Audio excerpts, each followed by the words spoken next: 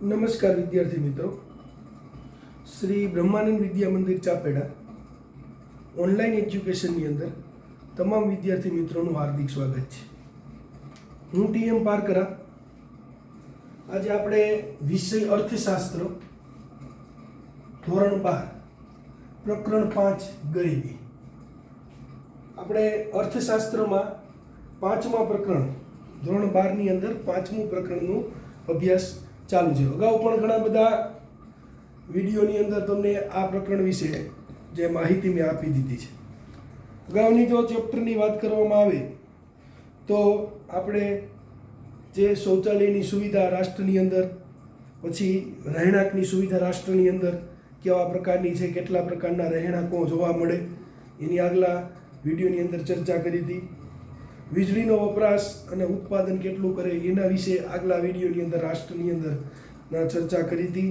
શિક્ષણ, કયા પ્રકારનું શિક્ષણ છે, કેવું મળે એ રાષ્ટ્રની અંદર જેવી રીતે આવક અને સંપત્તિની અસમાન વહેંચણી, એ પણ આપણે આગલા વિડીયોની અંદર ચર્ચા કરી હતી. છેલ્લે બેરોજગારીનો ઊંચો દર. આટલા મુદ્દા સુધી આપણે આગલા વિડીયોની અંદર તમામ મુદ્દાઓની ચર્ચા કરી છે. આજે આપણે પાંચમો જ પાઠ અર્થશાસ્ત્રનો ધોરણ 12નો, એનો પાંચમા જ પાઠને આપણે આગળ ચલાવવાનું છે. જે નવા મુદ્દાથી આપણે શરૂઆત કરવાની છે.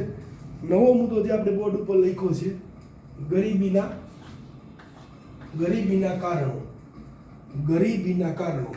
તો ગરીબીના કારણોનો આપણે આ વિડીયોની અંદર ચર્ચા કરવાની છે.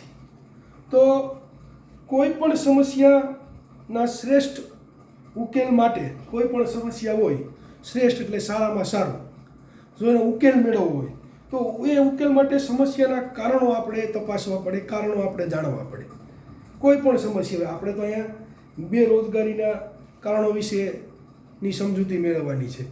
પણ કોઈ પણ સમસ્યા હોય તો એના સૌપ્રથમ આપણે એના કારણો જેટલા જાણી, કારણો જેટલા તપાસી, ત્યાંથી ખ્યાલ આવે કયા પ્રકારની જે આ સમસ્યા છે, કયા પ્રકારના આ કારણો છે, એના ઉપરથી આપણે તારણ કાઢીને આગળ જઈ શકીએ. હવે એ જાણી તેને દૂર કરવાના ઉપાયો કરવા જોઈએ.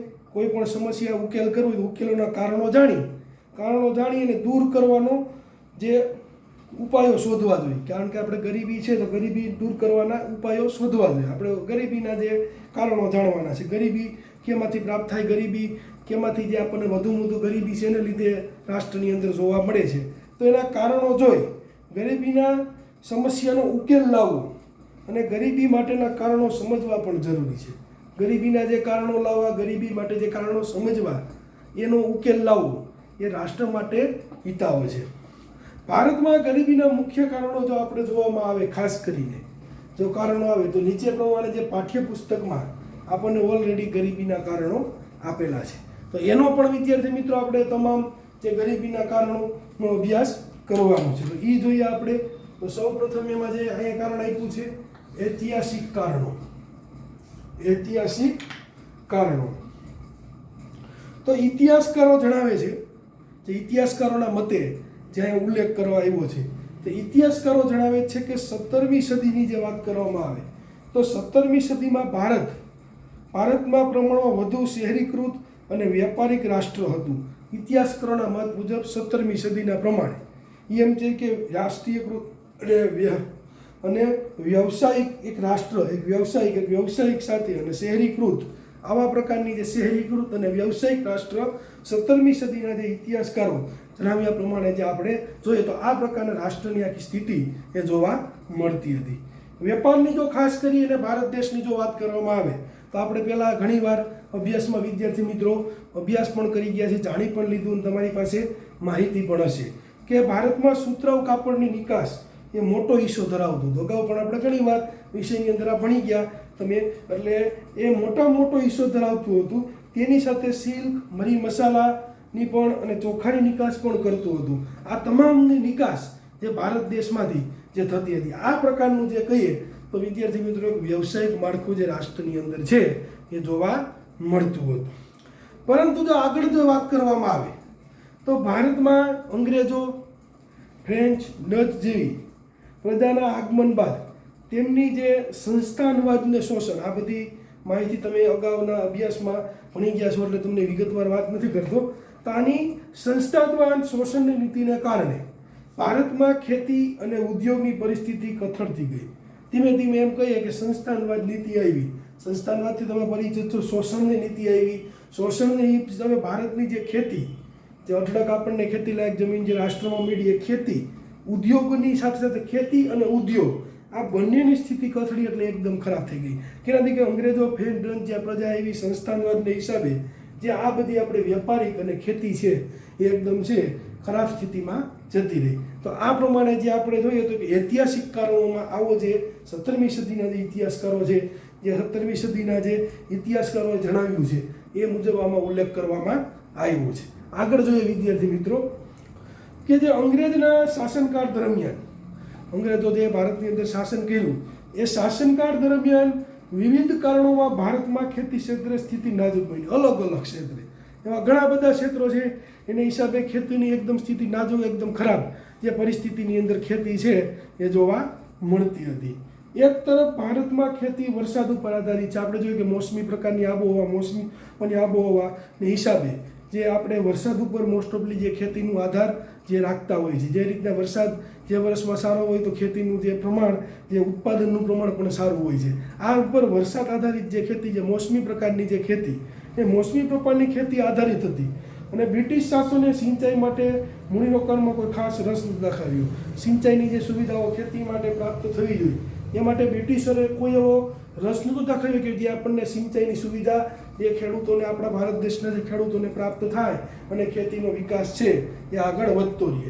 તો આવી કોઈ સિંચાઈની વિદ્યાર્થી મિત્રો સુવિધા પણ નહોતી, જેનાથી કંઈ ખેડૂતને એમાં જે વરસાદ કોકવાર ઓછો હોય તો એના હિસાબે જે પાણીની આવશ્યકતા પડતી હોય તો પાણી મને પ્રાપ્ત થઈ જાય સિંચાઈઓ દ્વારા. તો એ સિંચાઈની ન સુવિધા એટલે પાણી પ્રાપ્ત ન થાય એટલે ખેતીની જે અંદર ઉત્પાદન છે એ લઈ ન શકતાય અને ખેતીનો પાક છે એ અહીંયાથી નિષ્ફળ જતો હોય છે. તો હવે સિંચાઈને ન દાખવ્યો હોય, સિંચાઈ ન પ્રાપ્ત થઈ એના હિસાબે પણ આપણે જોઈએ તો ભારતીય ખેતી એકદમ કથળેલી પરિસ્થિતિમાં, ખરાબ પરિસ્થિતિમાં, જ્યારે એ જે આપણે ઐતિહાસિક કારણોમાં 17મી સદીના જે ઇતિહાસકારો જણાવે એ પ્રમાણે આપણે જોઈએ તો એકદમ ખેતી એ આપણે જોઈએ એકથી એક તરફ ભારતની ખેતી એકદમ કથળી ગયેલી અથવા તો એક નાજુક પરિસ્થિતિમાં જોવા મળી હતી. તો આ રીતે કારણોસર ભારતની ખેતી એકદમ સ્થિતિ નાજુક બની ગઈ. તો એક તરફ ભારતની ખેતી વરસાદ ઉપર આધારિત તો આપણે બધા જાણીએ જ છીએ. ત્યાં બ્રિટિશ શાસને એ સિંચાઈ પણ રસ કોઈ દાખવ્યો નથી. પરંતુ આગળ તો બીજી તરફ વારંવાર પડતા દુષ્કાળો, ઘણીવાર વરસાદનો દુષ્કાળો, જમીનદારી પ્રથા, આને પણ તમે અગાઉ અભ્યાસ જે કરી ગયા છો, વધતા જમીનના મહેસૂલ દર, સૌ વગેરેને કારણે ખેડૂતો આર્થિક રીતે જે પાયમાલ થઈ ગયા. એટલે આર્થિક સ્થિતિ જે બગડી જાય, ત્યાંથી આપણે જોઈએ છીએ કે ગરીબીની શરૂઆત થઈ જતી હોય છે. આર્થિક સ્થિતિ એકદમ જે ખરાબ હોવાથી ત્યાં ગરીબીની અંદર ના છૂટકે પણ આપણે ગરીબીની અંદર જતા રહીએ છીએ. તો આવી સ્થિતિને હિસાબે જે ગરીબી, જે આપણે ઐતિહાસિક કારણો જાણી એની અંદર પણ આ રીતે જે ગરીબીનું જે જોવા મળતી હતી. તો આ જમીનદારો, સાહુકારો, મોટા વેપારીઓ દ્વારા આપતા ધિરાણ વ્યાજના બોજ હેઠળ દબાઈ ગયા. જે ધિરાણ છે, વ્યાજના બોજા એની હેઠળ આવી ગયા. એટલે વેપારી, જે ખેડૂતો એકદમ ગરીબ જેવી પાયમાલ સ્થિતિની અંદર જે આવતા રહ્યા. ખેડૂતો જમીન વિહોણા બનતા ગયા. ખેડૂત અને ખેતી બેહાલ બન્યા. પરિણામે ગરીબીમાં કહીએ તો સતત જે વધારો જોવા મળ્યો. તો આ પ્રકારે ઐતિહાસિક કારણો પરથી આપણને એવું આવે કે જ્યારે આ સંસ્થાનવાદની એવી જે નીતિઓ, શોષણ નીતિ, આ તમામ જે અંગ્રેજો જેવી પ્રજા જે આવી એને હિસાબે જે ભારતીય વેપાર પહેલાં જે સારી રીતે હાલતો હતો, ભારતીય ખેતી જે પહેલાં સારી રીતે ચાલતી હતી, મોસમ આધારિત ખેતી હતી, છતાં પણ થોડો ઘણો પાક જે આપણને અહીંયાથી પ્રાપ્ત થઈ જતો હતો અને ઘણીવાર વરસાદ સારો હોવાથી ઘણીવાર ઉત્પાદન પણ વધુ પ્રમાણમાં, બહોળા પ્રમાણમાં પણ જોવા મળતું. પણ જે અંગ્રેજોની મહેસૂલ નીતિ, કર નીતિ, આ તમામ જે પ્રથાને હિસાબે વેપાર અને જે ખેતી છે ભારતની પાયમાલ અથવા તો નાજુક સ્થિતિ બની છે. તો આવું ઐતિહાસિક કાળમાં આપણે જોયું. હવે આગળ જોઈએ છીએ ઉદ્યોગ અને વેપારની બાબતની જે વાત કરે તો અંગ્રેજો દ્વારા ભારતમાં એવા પ્રકારની જે વેપાર નીતિ કે કર નીતિ તેમજ ઔદ્યોગિક નીતિ અમલમાં મૂકવામાં આવી કે જેવો અંગ્રેજ ભારતમાં વેપારીનો ફાયદો થાય, જે અંગ્રેજોને ભારતમાં જ વેપારનો ફાયદો થાય, આવી પ્રકારની જે વેપાર નીતિ, જે રીતે વધુ ભારતની દેશની સ્થિતિ ખરાબ થાય, ખેતી વેપાર નીતિ જે પડી ભાંગે એવી રીતે અંગ્રેજોએ એક વેપાર નીતિ ઘડી, જેથી અંગ્રેજોને ભારતની અંદર જ વેપારમાં ફાયદો થાય અને વધુ પડતો પૈસો અંગ્રેજોનો મળે, આવી જે એક નીતિ આવી. અને ભારતીય નિકાસો માટે યુરોપના બજારોમાં વિવિધ પ્રતિબંધો પણ મૂકવામાં આવ્યા, જેથી વેપાર વાણિજ્ય ક્ષેત્રે ભારત રાષ્ટ્રનું ભાંગી પડે. જ્યારે ઇંગ્લેન્ડની ઉત્પાદિત વસ્તુઓ ભારતમાં વેચાણ માટે વિશેષ પ્રકારની કર રાહતો આપે, એટલે આપણી વસ્તુનું વેચાણ ઘટી જાય અને જે એની વિદેશી વસ્તુ છે એનું વેચાણ વધી જાય, જેથી આપણો વેપારી પાયમાલ થાય, આપણા કારીગરો પાયમાલ થાય, આપણા ઉદ્યોગ ધંધાઓ, જે લઘુ ઉદ્યોગો, જે આપણે ગૃહ ઉદ્યોગો, તમામ પ્રકારના ઉદ્યોગો બંધ થાય. કારણ કે આપણા વેપાર જે એ બંધ કરવા માગતા હતા, એ જે માલ આપણા રાષ્ટ્રની અંદર લઈ આવે એની ઉપર જે વિશેષ પ્રકારની રાહત આપે, અને આપણો માલ જ્યારે વિદેશમાં જાય તો અમુક પ્રતિબંધ મૂકે કે વેચાણ નથી. આવા તમામ પ્રકારની જે નીતિ જે ખરાબ, અને અંગ્રેજ જે પોતાના શોષણ તરફ જે આવ્યા એને હિસાબે ઘણી બધી સ્થિતિ જે રાષ્ટ્રની જે આપણી કથળી બનતી ગઈ હતી. અમુક જે પ્રકારની છૂટછાટો આપવામાં આવી, તેમજ આ પેદાશો દેશના ખૂણે ખૂણે સુધી પહોંચાડવા રેલવેનો પણ ઉપયોગ કરવામાં, પોતાની જે પેદાશો પોતાની જે રાષ્ટ્રમાંથી ઉત્પાદન થતું હોય, ભારતમાં નહીં એના રાષ્ટ્રમાં, એ રેલવેનો ઉપયોગ કરવામાં આવતો હતો. આ પ્રકારની નીતિ અંગ્રેજોને ભારતમાં ઉત્પાદન અને વેચાણની વિશેષ પ્રાપ્ત થયો, જેથી કરીને એને વિશેષ હક પ્રાપ્ત થઈ ગયો હતો. આવી એક જે નીતિ આવી, તેઓ દ્વારા ઇંગ્લેન્ડમાં મૂડીરોકાણ કરી ઔદ્યોગિકરણને વેગ આપ્યો. જેને ઉદ્યોગીકરણનો વેગ મળે, ઉદ્યોગ આગળ વધે એટલે ઇંગ્લેન્ડમાં મૂડીરોકાણ કર્યું. કારણ કે આવી આપણા ભારતની અંદર જે વસ્તુનું વેચાણ કરે, આપણી વસ્તુ અહીંયા વેચવા ન દે, એથી એને મૂડીરોકાણ એને ઇંગ્લેન્ડમાં કરી અને ઉદ્યોગોને વેગ આપ્યો, અને ત્યાંના ઉત્પાદિત માલના વેચાણ માટે ભારતીય બજારનો ઉપયોગ પણ કર્યો. આપણી જ બજારનો અહીંયા વેચાણ માટે જેનો ઉપયોગ કરવામાં આવ્યો. અને આ વ્યવસ્થામાં ભારતીય ઉદ્યોગ અને વેપારીઓ જે હરીફાઈ શક્તિ અને ઉત્પાદન શક્તિ ઘટવા લાગી. હરીફાઈ શક્તિ અને ઉત્પાદન, આ બે શક્તિ છે અહીંયાથી જે ઘટવા લાગી, અને ભારતના જે નાના અને જે ગૃહ ઉદ્યોગો એ પાયમાલ થવા લાગી, અને પરિણામે ભારતમાં જે બેકારી ગરીબી જેવી સ્થિતિનું નિર્માણ છે. બેકારી ગરીબી આ સમસ્યા, કારણ કે જે આવી નીતિ અંગ્રેજોને કારણે જે એને પોતાના સ્વાર્થ માટે થઈ અને ભારતની બજારનો ઉપયોગ કર્યો, આપણા જે કારીગરો છે એને બેકાર કર્યા, આપણા બજારનો ઉપયોગ કર્યો, આપણી વસ્તુનું વેચાણ ઉપર અહીંયા પ્રતિબંધ મૂક્યો, પોતાની વસ્તુ જે ભારતની અંદર લઈ આવે અને એ વેચે એના ઉપર વિશેષ છૂટછાટ આપવામાં આવે, એની વસ્તુના હેરફેર માટે જે રેલવેનો પણ ઉપયોગ થતો. આવી નીતિને હિસાબે જે ભારતની અંદર ઐતિહાસિક કારણો જો આપણે તપાસવા જાય, ઐતિહાસિક કારણોનો જો આપણે આની અંદર અભ્યાસ કરવા જાય, તો ઐતિહાસિક કારણોની અંદર જે આપણે જો ખાસ કરીને જોઈએ તો ઐતિહાસિક કારણો હિસાબે જે ભારતની સ્થિતિ જે પહેલાં હતી એનાથી ખરાબ, જે અંગ્રેજની આવી નીતિની આવવાથી જે આપણે બેકારી વધારે અથવા તો બેરોજગારી વધારે જોવા મળે છે. આવું ઐતિહાસિક કારણો ઉપરથી આપણે તારણ કાઢી શકીએ. 17મી સદીના ઇતિહાસકારોએ જે આપ્યું છે તે. તો આ આપણે ઐતિહાસિક કારણો જોયા. ઐતિહાસિક કારણોમાં કેવી કેવી સ્થિતિ હતી એનું જોયું. હવે આપણે જે વાત કરી ગ્રામીણ ગરીબીના કારણો, ગ્રામીણ ગરીબીના કારણો, તો ગ્રામીણ ગરીબીના કારણોની અંદર બે કારણો જે આપણે બોર્ડ ઉપર લખ્યા જ છે વિદ્યાર્થી મિત્રો અહીંયા, એ બે કારણો આપણે જે આ વિડીયોની અંદર અભ્યાસ કરવાનો છે. પહેલું કારણ છે કુદરતી પરિબળો અને વસ્તી વિષયક પરિબળો. બેયનું આપણે અહીંયા જે વિડીયોની અંદર આપણે ઉલ્લેખ કરવાનો છે એને જે કારણો છે. તો પહેલાં આમાં કુદરતી પરિબળોનું આપણે સમજીએ. કુદરતી પરિબળો એની વિશે પહેલાં જે આપણે ખાસ કરી અને જે માહિતી મેળવીએ. કુદરતી પરિબળો કે ભારત શરૂઆતથી ખેતી પ્રધાન દેશ રહ્યો છે. ખેતી ઉપર વિશેષ આધાર રાખે, ખેતી ઉપર વિશેષ પ્રકારનું જે મહત્વ દર્શાવે, અને ખેતી પ્રધાન વિશેષ પ્રમાણમાં ખેતી લાયક જમીન હોવાથી એ ખેતી પ્રધાન દેશ રહ્યો છે. એ પણ આપણે યાદ રાખવું જોઈએ વિદ્યાર્થી મિત્રો. અને આજે પણ વસ્તીનો એક મોટો હિસ્સો, વટાણની જે વાત કરવામાં આવે તો ગામડાઓમાં ખેતી ઉપર પણ નિર્ભર છે. હજી પણ જોઈએ તો મોસ્ટ ઓફલી જે ગ્રામ્ય ક્ષેત્ર છે ભારતનું, જે ગ્રામ્ય ક્ષેત્રની વિદ્યાર્થી મિત્રો વાત કરવામાં આવે તો ભારતનું ગ્રામ્ય ક્ષેત્ર હજી પણ ખેતી ઉપર નભે છે, ખેતી ઉપર નિર્ભર રહે છે. મોસ્ટ ઓફલી હજી ગ્રામ્ય કક્ષામાં ખેતી આપણને જોવા મળે છે અને નિર્ભર પણ હોય છે. ભારતમાં ખેતી ક્ષેત્રે ઉત્પાદનનો આધાર મુખ્યત્વે કુદરતી પરિબળો છે. એનો આધાર ઉત્પાદન કરવા માટે કે સૌથી વધુ ઉત્પાદન કેમ થાય તો કુદરતી પરિબળો. તો કેવા વિદ્યાર્થી જે એમ કહે છે કે કુદરતી પરિબળો, તો કે વરસાદ. એ આપણે અગાઉ પણ જોયું કે આપણે વરસાદ એટલે મોસમી આધારિત ખેતી છે. વરસાદ, હવામાન, જે હવામાનની સ્થિતિ કેવી, તો હવામાન ઉપર પણ જે આધાર રાખે, વગેરે પર જે રહેલું છે, વરસાદ અને હવામાન, આ બે જે સ્થિતિ છે એનું જે આપણે કુદરતી પરિબળો ઉપર જે જોવા મળતું હોય છે. તો આવા આપણે કુદરતી પરિબળ હિસાબે જે ખેતીમાં જોવા મળતા હોય છે. વારંવાર પડતા દુષ્કાળ, વરસાદની અનિશ્ચિતતા, વરસાદનો કોઈ નિશ્ચિત ન હોય, કોઈક વાર વધારે પડે, કોઈક વાર ઓછો પડે, ઘણી જગ્યાએ સાવ ન પડે, આવી સ્થિતિ જે વરસાદની જે આપણે જોવા મળતી હોય છે. ઘણીવાર અતિશય વરસાદ પણ પડતો હોય છે. આવી ઘણીવાર જે સ્થિતિનું નિર્માણ થતું હોય એટલે મોસમી પ્રકારનું છે. પૂર વગેરેના કારણે ખેતીજન્ય ઉત્પાદનો તથા આવકો ઓછી થાય, પૂર આવે જેથી ઘણીવાર પાકને નુકસાન, ઘણીવાર જે વધુ પડતો વરસાદ પડવાથી પણ પાકને નુકસાન, આવા ઘણા બધા જે કારણો છે જે ખેતી માટે સીધા સંલગ્ન હોય છે. અને અનિશ્ચિતતા કહેવાય, આ બધા જે કારણો છે તો અનિશ્ચિતમાં ઘણીવાર ક્યાંક ને ક્યાંક આવું જોવા મળતું હોય છે. તો પરિણામે ગરીબી વધુ જોવા મળે છે, કારણ કે આ પ્રકારની જે વ્યવસ્થા જે આપણે ખાસ કરીને મોસમી પ્રકારની છે, તો એના હિસાબે ક્યાંક ને ક્યાંક જે કુદરતી પરિબળની વાત કરીએ તો કુદરતી પરિબળમાં ક્યાંક આપણે જોઈએ તો કે ગરીબી વધુ પડતા ક્યાંક જોવા મળે. તો આ બીજું કારણ જે ગ્રામીણ ગરીબીનો કારણ આપણે મુદ્દો સમજી એની અંદર જે પેટા મુદ્દો જે કુદરતી પરિબળમાં આ રીતના જોવા મળે છે.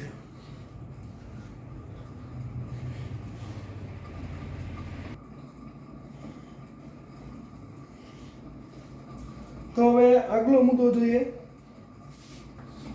વસ્તી વિષયક પરિબળો.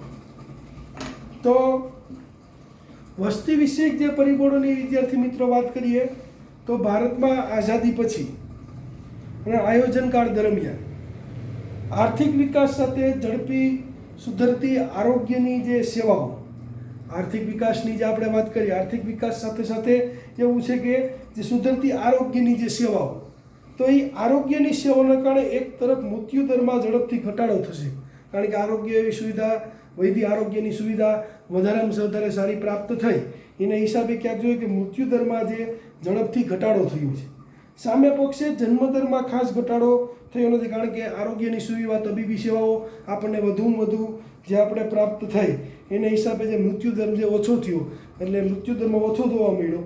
અને જે આરોગ્યની સેવા તરફ જે વિકાસ સાથે ઝડપથી આરોગ્યના હિસાબે જે આવી રીતના એક જે મૃત્યુદરમાં ઘટાડો થયો અને જન્મદરમાં ખાસ કોઈ ઘટાડો થયો નથી, એટલે જન્મદરની અંદર કોઈ ખાસ ઘટાડો જોવા મળ્યો નહીં. તો મૃત્યુદર ઘટ્યો, જન્મદરમાં ખાસ ઘટાડો જોવા ન મળ્યો, જેના પરિણામે ઊંચી વસ્તી દર જોવા મળી. એટલે કહેવાય કે સામાન્ય શબ્દમાં કહે કે વસ્તી વધારો. તો એ વસ્તી વધારાની સમસ્યા એ વધારે જોવા મળી. ઝડપથી વધતી વસ્તીને કારણે માથાની આવકમાં ખાસ વધારો થયો નહીં. ઝડપથી જે આર્થિક વૃદ્ધિ દર, જે આપણે કહીએ કે વસ્તી વૃદ્ધિ દર, આર્થિક વૃદ્ધિ દર નહીં, વસ્તી વૃદ્ધિ દર. વસ્તી વૃદ્ધિ દર સતત ને સતત જે વધતો જાય, એટલે વસ્તી વધારામાં સતત ને સતત જે વધારો થતો જાય, એના હિસાબે જે આપણી માથાની આવક હોય એ માથાની આવક પાછી એટલી આપણે સુધારી શક્યા નહીં. જેટલી દરમે વસ્તી વધારો જો આપણે રાષ્ટ્રની અંદર જોવા મળતો હતો, એટલી એટલે માથાની આવક પણ વ્યક્તિની જે વધવી જોઈએ.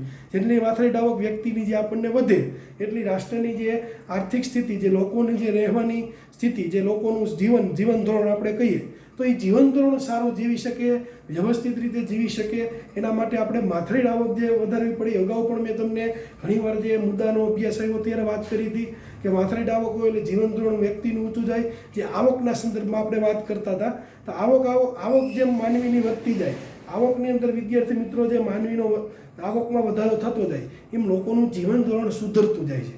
જેમ જેમ આવકમાં જે વધારો થતો જાય છે એમ લોકોનું જીવન ધોરણની અંદર સુધારો આવતો જાય.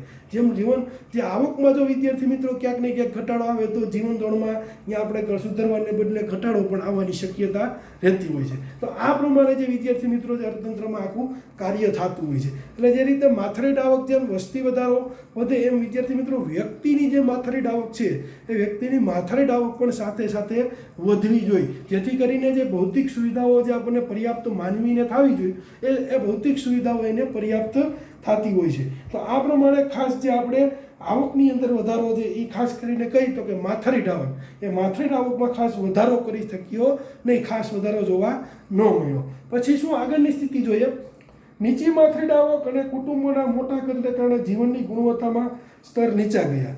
નીચી માથાની આવક અને કુટુંબનું સ્તર એટલે કુટુંબની જે લોકોની સંખ્યા વધારે, સ્તર એટલે કુટુંબમાં જે એક સાથે જે કુટુંબમાં રહેતા હોય તો એની સંખ્યા વધારે હોય, અને પાછો આવકનો હિસ્સો ઓછો એટલે તમે અહીંયાથી અનુમાન વિદ્યાર્થી મિત્રો લગાડી શકો કે આવક ઓછી હોય અને વ્યક્તિ જે વધુ હોય કુટુંબમાં તો જીવન ધોરણ લોકોનું નીચું જાય, જીવન ધોરણ લોકો નીચે જવાની શક્યતા વધારે રહેતી હોય છે. તો આ પ્રમાણે જે સ્થિતિનું જે રાષ્ટ્રની અંદર જે કહીએ તો નિર્માણ જોવા મળતું હોય છે. વસ્તીને કારણે શ્રમ પુરવઠામાં ઝડપથી વધારો થયો, પરંતુ રોજગારીના તકમાં ધીમો વધારો થવાને કારણે વેતન દરો ઘટવા લાગ્યો. પાછું રોજગારી જેમ જેમ વસ્તી વધતી જાય એમ સામે રોજગારીની તકો રાષ્ટ્રની અંદર વધવી જોઈએ. રોજગારીના નવા નવા વિકલ્પો રાષ્ટ્રીય શોધવાના હોય. જે કે વસ્તી વધારો આવ્યો તો સામે એટલા વ્યક્તિને આપણે રોજગારી આપવી પડે. એ રોજગારી માટે નવા નવા તકો, નવા નવા ઉદ્યોગની સ્થાપના, નવા નવા ટેકનિકલની સ્થાપના, નવા નવા જે કુશળ કારીગરોને તાલીમ આપી, આ તમામ પ્રકારની જે જરૂરિયાતો અર્થતંત્રમાં કરવાની હોય. તો એ પાછી આપણે જોવા મળી કે નહીં, કારણ કે રોજગારીની તકોમાં ધીમો વધારો થયો. જેટલી ઝડપે વધારો રોજગારીની અંદર વિદ્યાર્થી મિત્રો થવો જોઈએ એટલો જે રોજગારીની અંદર વધારો જોવા ન મળ્યો. એને હિસાબે વેતન દરો ઘટતા ગયા, કારણ કે જે કામ કરવાના વેતન દરો, જે કામ કરીને બદલામાં જે વેતન પ્રાપ્ત થાય એ વેતન દરો પણ જે ઘટતા ગયા. કારણ કે ઘટવાનું કારણ શું કે શ્રમિકો કે લોકોની વસ્તીની સંખ્યા વધારે છે એટલા માટે વેતન દરો અહીંયાથી જે ઘટતા જાય છે. આ શ્રમિકોની સંખ્યા ઓછી હોય તો વેતન દરો વધતા જાય. પછી સામે રોજગારી, જેટલી વસ્તી છે જેટલા લોકો છે એટલી રોજગારી નથી પર્યાપ્ત. એને હિસાબે વેતન દરો જોઈએ તો કે ક્યાંક ને ક્યાંક જે ઘટતા જતા હોય છે. તો આ બેરોજગારી વધતી ગઈ, પરિણામે ગરીબીની કારણ આમાંથી આપણે જોઈએ કે ગરીબીનું કારણ ઊભે, કારણ કે સામે રોજગારીના વિકલ્પો નથી, વેતન દરો ઘટતા જાય છે, કુટુંબ મોટું છે એટલા માટે ગરીબની સ્થિતિ આવે છે. બરાબર તમને વિદ્યાર્થી મિત્રો હવે સમજાઈ ગયો છે. હું બીજી વાર રિપીટ કરું છું, કારણ કે જે કુટુંબ મોટું છે અને કુટુંબ મોટા માટે જે વેતન વધારે મળતું નથી. વેતન ન વધારે મળવાનું કારણ શું? કારણ કે સામે રોજગારીની તકો વધારે નથી, વસ્તી વધારે છે, રોજગારીની તકો ઓછી છે. રોજગારીની તકો ઓછી છે એટલે વેતન ઓછું મળે, વેતન ઓછું મળે એટલે લોકોનું જીવન ધોરણ ઊંચું જઈ શકતું નથી. જીવન ધોરણ ક્યારે ઊંચું જાય તો કે આવકનો હિસ્સો એ લોકો પાસે વધુ આવે, મોટા પ્રમાણમાં એટલે વધારે પ્રમાણમાં આવકનો જો હિસ્સો આવે તો લોકોનું જીવન ધોરણ છે એ ઊંચું વિદ્યાર્થી મિત્રો જઈ શકતું હોય. તો આ વસ્તી વિશે પરિબળો આપણે જોયા છે. ગ્રામીણ ગરીબીના કારણની અંદર બે પરિબળો આપણે મળ્યા. વસ્તી વિશે પરિબળમાં આવું જે વિદ્યાર્થી મિત્રો ખાસ કરીને જોવા મળતું હોય છે.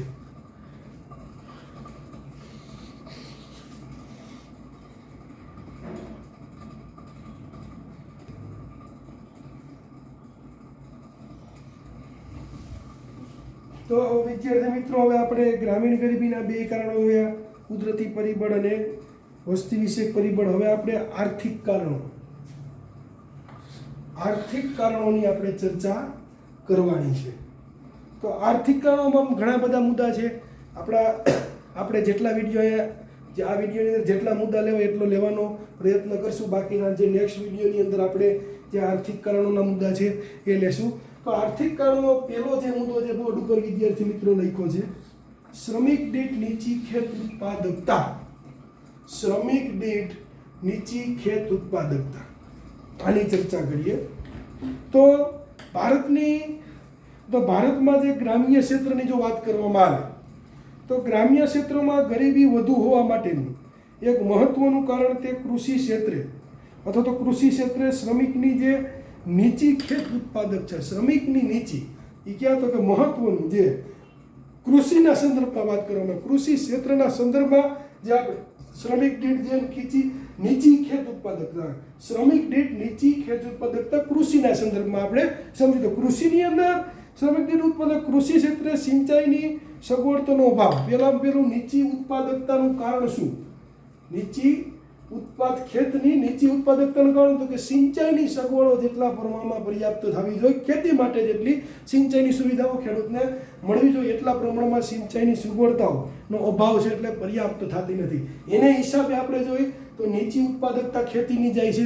ખેતીની અંદર આપણે જેટલા પ્રમાણમાં ઉત્પાદન વધારે પ્રમાણમાં થવું જોઈએ એટલું ઉત્પાદન આપણે સિંચાઈની સગવડના અભાવને કારણે, સિંચાઈનો અભાવ હોવાના કારણે આપણને એ જોવા મળતું નથી. એટલે પેલું જે નીચી ઉત્પાદકતાની અંદર આપણે સિંચાઈની સગવડને જોયું. આગળ જોઈએ અપૂરતી ટેકનોલોજી.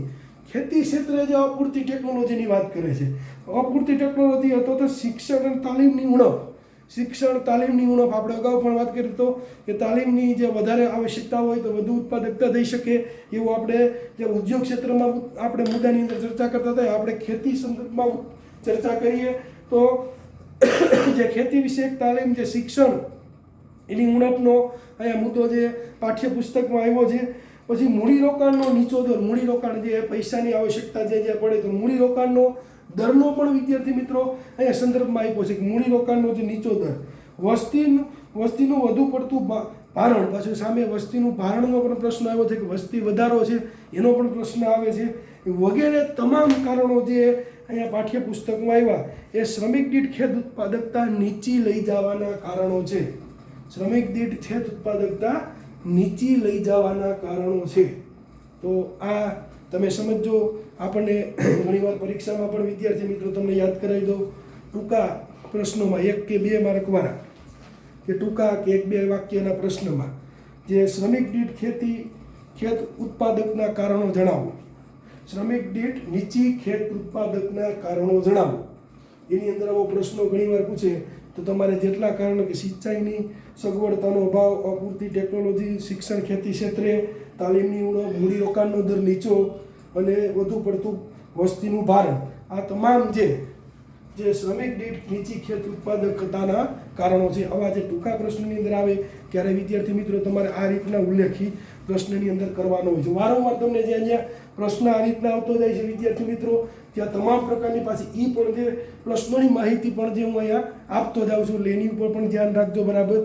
તો પરિણામે ખેડૂતની આવક નીચી રહે છે. આ તમામ કારણો થાય. આપણે મૂળ મુદ્દા ઉપર આવી તો આ જે તમામ કારણોના હિસાબે આપણે જોઈએ કે ખેડૂતોની જે આવક છે, ખેડૂતોની જે આવક, જે ખેતીમાંથી ઉત્પન્ન થતી જે આવક છે એ નીચી રહેવાના બધા આ કારણો હોય છે. એ ગરીબીનું આ જે આવકો ખેડૂતોની નીચી રહે વિદ્યાર્થી મિત્રો, એ આવકો નીચી રહે એટલે ગરીબીનું પ્રમાણ વિદ્યાર્થી મિત્રો અહીંયાથી વધે છે અને ગરીબીનું પ્રમાણ આ રીતના જોવા મળતું હોય છે. તો આ આપણે શ્રમિક દીઠ નીચી ખેત ઉત્પાદકના કારણો અને એમાંથી ગરીબીના કારણો કેમ ઉદ્ભવે એ જોયા. હવે આ વિડીયોનો છેલ્લો મુદ્દો આપણે સમજી અને આ વિડીયો આપણે અહીંયા પૂર્ણ કરશું. છેલ્લો જે મુદ્દો છે જમીન તથા સંપત્તિની અસમાન વહેંચણી.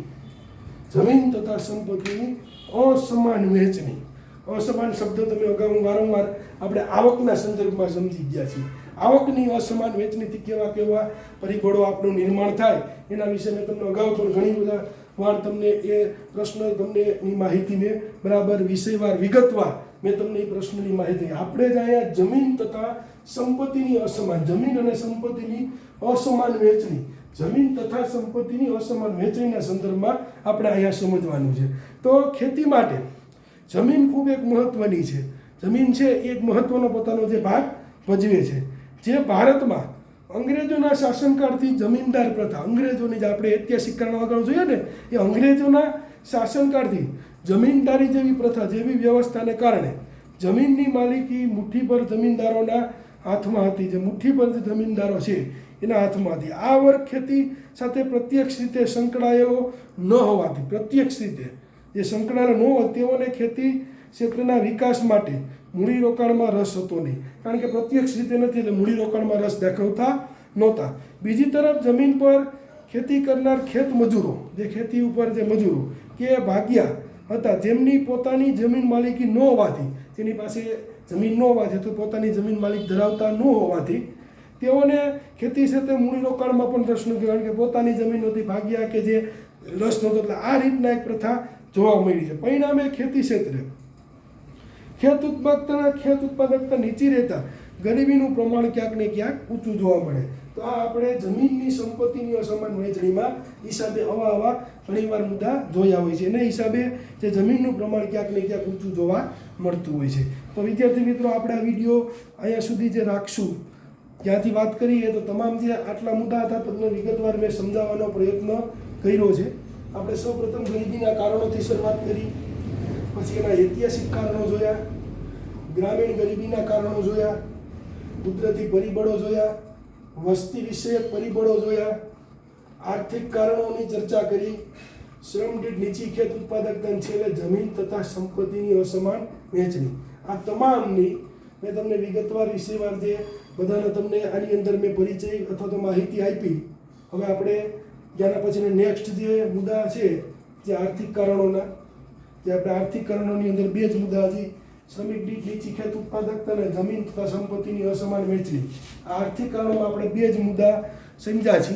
બાકીના જે આર્થિક કારણોના મુદ્દા છે એ આપણે નેક્સ્ટ વિડીયોમાં હજી સમજવાના છે. આ વિડીયો વિદ્યાર્થી મિત્રોએ રાખશું બાકીના આર્થિક કરણના મુદ્દા નેક્સ્ટ વિડીયોમાં તમને વિષયવાર હું સમજૂતી જે આપીશ. તો આ વિડીયો અહીંયા સુધી રાખીએ છીએ. નમસ્કાર વિદ્યાર્થી મિત્રો.